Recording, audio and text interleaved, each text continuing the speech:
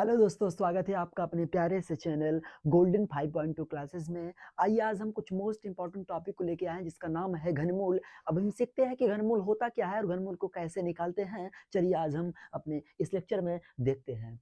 चलिए यहाँ पर हमारा जो टॉपिक का नेम है क्या है, घनमूल क्यूब रूट जिसको बोलते हैं। अभी हम बता चुके हैं आपको। अब क्या है कि अभी जानते हैं घनमूल होता क्या है। देखिए जो घनमूल होता है वो किसी भी दी गई संख्या का घनमूल किसी भी दी गई संख्या का जो घनमूल होता है। जैसे मैं एग्जांपल लूं कि मान लीजिए कि एक दिया है कि 8 एक संख्या है और दिया है कि 8 का घनमूल, आपको दिया है कि 8 का घनमूल बराबर 2, ऐसा दिया है। तो मैं ये कह रहा था कि किसी भी दी गई संख्या का जो घनमूल दिया होगा वह एक ऐसी संख्या होगी जिसका इसी में 3 बार गुणा करेंगे, जिसका इसी में 3 बार गुणा करेंगे तो हमारा ये वाली संख्या फिर से प्राप्त हो जाएगी। जैसे यहाँ कहा गया है कि 8 का घनमूल 2 है, तो 8 का घनमूल 2 है। अगर हम 2 को लें और 2 का गुणा 3 बार करें तो 2 गुणे 2 गुणे 2, तो अब गुणा करें 3 बार तो 2 दूना 4, 4 दूना 8, बराबर में क्या आएगा 8। 8 क्या है, वही संख्या तो है जिसका घनमूल हमको दिया था 2। तो हमने क्या कहा कि किसी भी संख्या का घनमूल वह संख्या है जिसका उसी में 3 बार गुणा करने पर फिर से वही संख्या हमें प्राप्त हो जाए। या हम दूसरे लैंग्वेज में बोल सकते हैं कि किसी संख्या का घनमूल किसी दी गई संख्या, किसी संख्या का जो घनमूल है वो किसी दी गई संख्या की तीसरी घात के बराबर होता है। या तो हम इसको 2 गुणे 2 गुणे 2 जो लिखा हूं इसको तो ऐसे भी तो नोट कर सकता हूं, 2 के घात में 3, यही तो है। जिसका आधार समान हो घातों को आपस में जोड़ लेते हैं। तो यहाँ आधार समान है, एक बार 2 लिख दिया, घातों को जोड़ लिया, 1 + 1 2 और 2 में 1 जोड़ दिया 3, तो 2 घाते 3। तो वह यहाँ पर लिखा गया ये चीज, ये कि किसी संख्या का जो घनमूल है दी गई संख्या की तीसरी घात के बराबर होता है। तो 8 का जो घनमूल है 2, वह उसके तीसरी घात के क्या होगा, बराबर होगा। मतलब कि 2 घाते 3 बराबर क्या होगा, 8 आएगा। ये संख्या है ये। चलिए अब हम यहाँ देखते हैं कि इन क्वेश्चनों को हम कैसे फाइंड करेंगे कि इनका घनमूल क्या होगा। ठीक है, तो हमारा वहां पहला क्वेश्चन है √0.0000216, इसका हमें घनमूल निकालना है। तो हम इसको घनमूल कैसे निकालेंगे, सबसे पहले यहाँ देखेंगे कि ये दशमलव कितने अंक के बाद है। ठीक है, तो ये दशमलव देखिए, 1, इकाई, दहाई, सैकड़ा, हजार, 10,000, लाख, मतलब 1 2 3 4 5 6, तो 6 नंबर के बाद ये दशमलव लगा हुआ है। तो इस दशमलव के यहाँ से उठा के हम लोग यहाँ लगाएंगे। तो आगे हम फॉरवर्ड करते हैं इसको, तो यहाँ ऐसे करेंगे। अब इस दशमलव को उठा के यहाँ ला रहे हैं तो यहाँ हो जाएगा 216, यहाँ दशमलव लगा देंगे क्योंकि दशमलव यहाँ से उठा के यहाँ ला रहे हैं, और बटे बटे में लिख के, अब दशमलव जितने अंक इधर लेके गए हैं बटे में 1 लिख के उतना जीरो लगा देते हैं। कितना अंक ले गए हैं, 6 अंक, तो यहाँ 1 लिख के कितने जीरो लगाएंगे, 6, 1 2 3 4 5 6। इतना समझ आ गया होगा आपको, आशा करता हूँ। हमने दशमलव यहाँ से यहाँ ले गया, जितने अंक इधर ले गया, बटे में 1 लिख के उतना जीरो लगा दिया।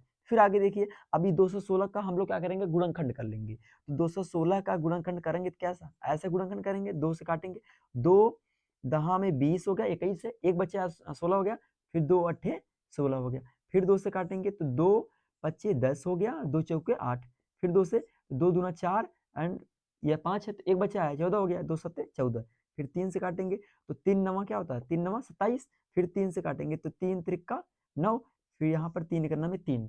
तो यहाँ 216 का गुणनखंड कितना आ गया, 3 का एक जोड़ा बना है, 3 बार आया है 3, ये 2, उसके बाद ये 3 2 बार आया, 3 बार आया, सॉरी। तो यहाँ फिर से मैं नोट कर रहा हूँ, ऐसे हम नोट कर सकते हैं, ये लगा रहेंगे देंगे।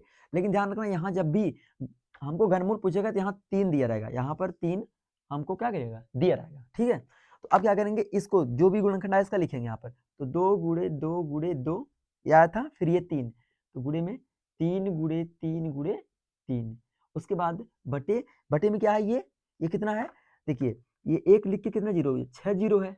इसका मतलब अब हम इसको 6 जीरो को ऐसा लिख सकते नहीं लिख सकते हैं, मतलब यहाँ लिख देंगे, या हम आपको डायरेक्ट बता देते हैं। चलिए अभी हम इसका भी गुणनखंड कर लेते हैं, इसका भी चलिए यहाँ कर लेते हैं।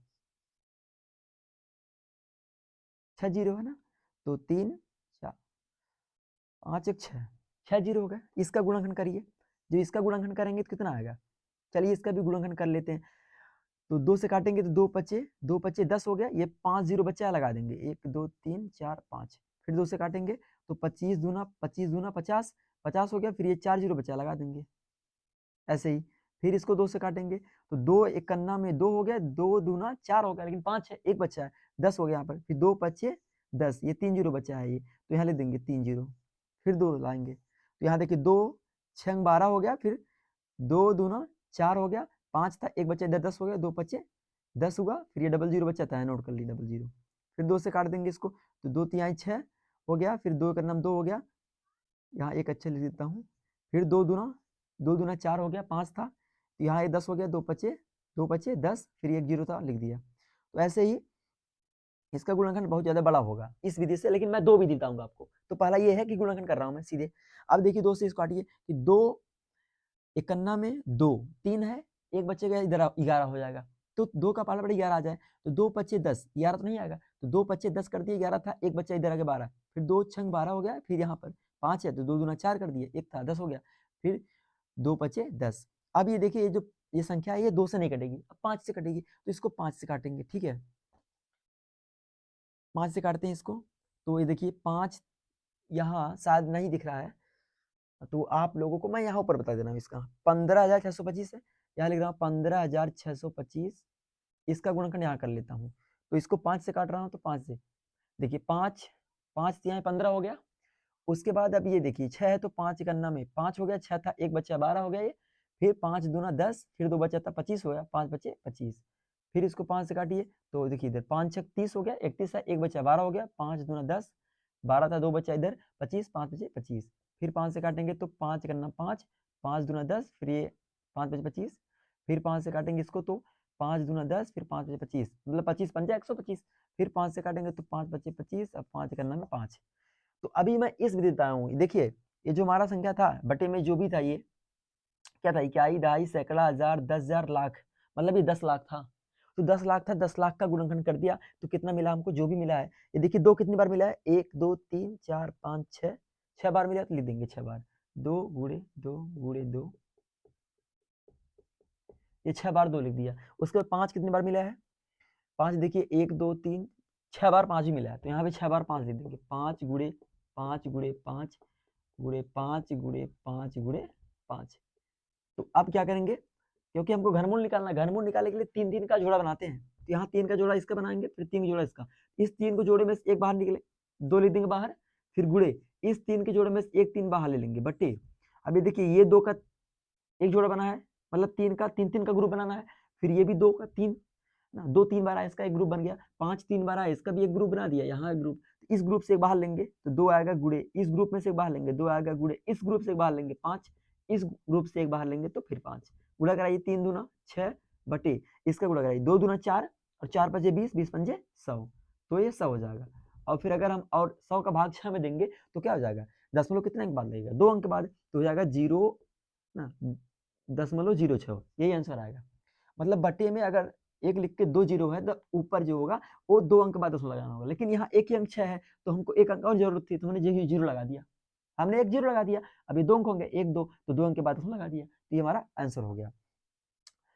तो आशा करता हूँ ये क्वेश्चन समझ में आया होगा आपको। चलिए अब हम अगला नेक्स्ट क्वेश्चन करते हैं, इसको नोट करिए या स्क्रीनशॉट ले लीजिएगा ना।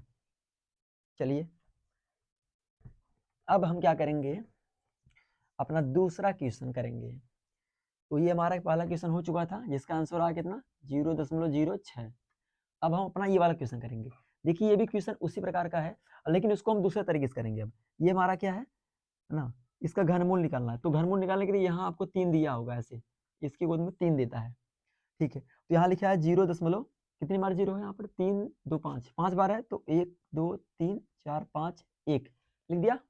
अब क्या करेंगे, वही जिसके पहले किया था ऐसे करेंगे, क्यूब रूट बना दिया, इसको बोलते हैं क्यूब रूट ना, घनमूल। तो अब क्या करेंगे, दशमलव यहाँ से लेकर यहाँ लाएंगे, जब यहाँ लाएंगे तो हो जाएगा 1, क्योंकि 1 के बाद दशमलव लगाने से कोई मतलब तो होगा नहीं यहाँ से लगाने से, तो इसको मिटा देता हूँ। और बट्टे में क्या हो जाएगा, बट्टे में हमने कहा कि दशमलव जितना अंक इधर लेके जाएंगे, 1 लिख के बट्टे में उतना जीरो लगा देंगे। कितना अंक लेके गए इधर, 1 2 3 4 5 6 अंक, तो लगा देंगे 6 जीरो, 1 2 3 4 5 6। तो उसके बाद आप क्या करेंगे, इसको देखिए एक का तो घनमूल एक ही होगा, लेकिन हम ऐसे एक बार नोट करते हैं एक को, फिर यहाँ पर ये लगाते हैं, फिर बट्टे में। अब देखिए इसको, ये जो हमारा कितना है, ये 10 लाख है, तो इस 10 लाख को हम ऐसा भी तो लिख सकते हैं, देखिए ऐसा 100 गुणे 100 गुणे 100, क्योंकि 100 का गुणा 100 में करेंगे कितना हो जाएगा, 100 गुणा 100 में करेंगे 10,000 हो जाएगा। फिर 10,000 का गुणा फिर 100 में करेंगे तो यहाँ पर 4 जीरो 2 जीरो और बढ़ जाएगा। देखिए तो ये हमारा पूरा कितना हो जाएगा, ये यही 10 लाख। तो अब क्या करते हैं हम लोग, अब देखिए एक का तो घनमूल कितना होता है, एक ही होता है, तो इसको एक लिख देंगे बटे, ये देखिए 3 का जोड़ा बन गया 100 का, इसमें से एक 100 निकाल लेंगे बाहर, तो यहाँ पर निकाल लिया। अब इस 1/100 का मतलब क्या है, 100 का भाग 1 देना है, 100 का भाग 1 देंगे तो कितना मिलेगा 0.01। तो ये हमारा क्या हो जाएगा, आंसर हो जाएगा इस क्वेश्चन का। ठीक है, आशा करता हूँ ये भी क्वेश्चन आपको समझ में आया होगा, तो इसका स्क्रीनशॉट लीजिए, नोट करिए। उसके बाद हम तीसरा क्वेश्चन करेंगे। तीसरा भी क्वेश्चन बहुत ही आसान है, इसको आप लोग खुद कर सकते हैं। ठीक है, चलिए फिर भी हम बताते हैं आपको तीसरा क्वेश्चन। तीसरा क्वेश्चन है कि करली में 216 बटे 125। अब 216 का हमें क्या करना पड़ेगा, गुणनखंड करना पड़ेगा, तो इधर साइड में कर लेते हैं। 2 से 2 एक नाम 2, फिर देखिए 2 दहा में 20 21 है, एक बचेगा यहाँ 16 जाएगा, 2 अट्ठे 16, 2 पचे 10, फिर 2 चौके 8, 2 दूना 4, 2 सत्ते 14, फिर ये 27 तो 2 से नहीं कटेगा तो 3 से काटेंगे, 3 9 27 और फिर 3 त्रिक का 9, यहाँ पर 3 का नाम 3, तो यहाँ पर 216 का गुणनखंड कितना आ गया हमारा, 2 3 बार आया है और ये 3 3 बार आया है, तो यहाँ पर लिख देंगे ये आगे। तो आगे ऐसे लिखेंगे क्यूब रूट, ये ध्यान की क्यूब रूट है, तो यहाँ 3 लगाते हैं।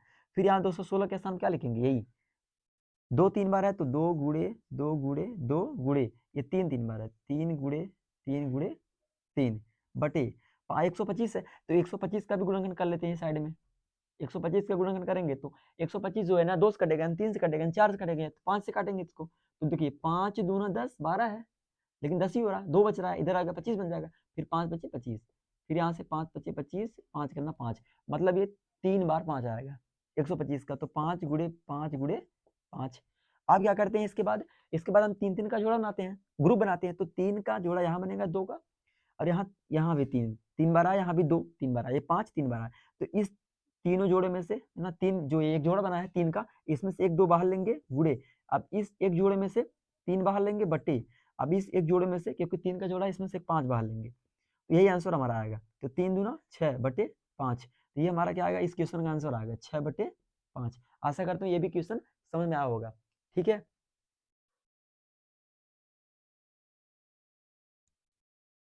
तो चलिए साथियों अभी हम अपना ये 2 क्वेश्चन देखने जा रहे हैं जो कि बहुत इंपॉर्टेंट क्वेश्चंस हैं। ऐसे क्वेश्चंस हमेशा कंपटीशनों में, बोर्ड या छोटे बच्चों के एग्जाम में ना 7 6 8 9 के जो क्लास के बच्चे होते हैं उनके एग्जामों में ऐसे क्वेश्चन पूछ लिए जाते हैं। तो चलिए हम लोग देखते हैं। यहाँ पर हमारा पहला क्वेश्चन है कि 50 बटे यक्स बराबर यक्स बटे 12.5 हो तो यक्स का मान बताइए। तो यहाँ पर देखिए फिर से इसको नोट कर लेते हैं, 50 बटे यक्स बराबर यक्स बटे 12.5 ये हमको दिया है। अब क्या करेंगे, यक्स का मान पूछ रहा है तो हम कुछ नहीं करेंगे, सिंपल सा तरीका है कि इस तिरछे तिरछे गुणा कराएंगे, इसका इसमें कराएंगे गुणा, इसका इसमें कराएंगे, तो यक्स का गुणा एक्स में कराएंगे क्या होगा, यक्स स्क्वायर होगा बराबर 50 का गुणा 12.5 में कराएंगे तो 50 गुणे 12.5 करा दिया। अब देखिए 50 का गुणा 12.5 में कराइए तो सबसे पहले 50 को हम ऐसा लिख सकते हैं क्या, 5 गुणे 10, क्योंकि 5 दहा 50 ऐसा ही होगा, फिर गुणे 12.5 लिख दिया। अब देखिए 5 तो है लिख दिए ऐसे गुणे, अब 10 का गुणा इसमें करेंगे जो 12.5 में 10 बोलो हट जाएगा तो क्या हो जाएगा 125। ठीक है, अब 125 गुणा 5 में करिए तो 5 बचे 25, 5 हाथ से लगा 2, 5 दूना 10 2 12, 2 हाथ से लगा 1, 5 करना 5 1 6, 625 आया। अब ये एक्स स्क्वायर बराबर चल ही रहा है। अब देखिए एक्स बराबर स्क्वायर 10 हटे, इधर क्या करना है, इधर क्या बनाएगा, स्क्वायर रूट बनाएगा, करड़ी बनाएगा, तो करड़ी तो ये होता है 625, ऐसा करड़ी होता है। ध्यान कि ये 2 क्वेश्चन है स्क्वायर पर है ना, वर्गमूल पर है ना कि घनमूल पर है, तो घनमूल पर नहीं, ये क्वेश्चंस वर्गमूल पर विशेष है ना।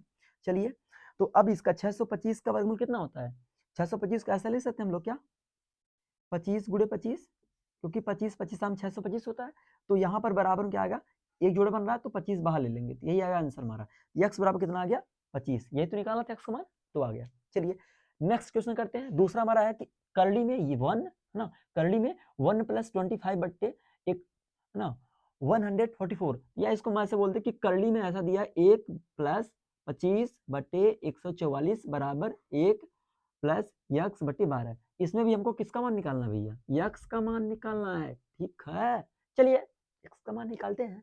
अब देखिए करना क्या है, इसके दोनों पक्षों में सबसे पहले इसके दोनों पक्षों को हम क्या करेंगे, स्क्वायर करेंगे। क्यों? क्योंकि ये जिससे करड़ी हट जाए हमारी, तो यहाँ लिखेंगे कि दोनों पक्षों का वर्ग करने पर, दोनों पक्षों का